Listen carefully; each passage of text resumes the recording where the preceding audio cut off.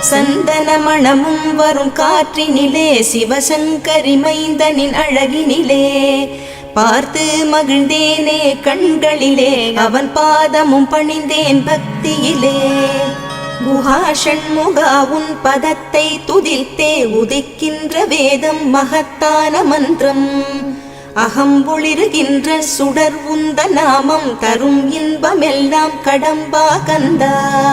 மனம் பாடுகின்ற துதிப்பாடல் எல்லாம் குறை ஒன்றும் இல்லாத உன் பாடலாகும்.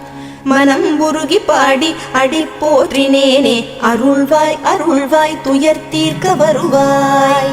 சிறகிரியில் சிரம் பணிவோர்க்கு துன்பம் ஒன்றும் இல்லையே.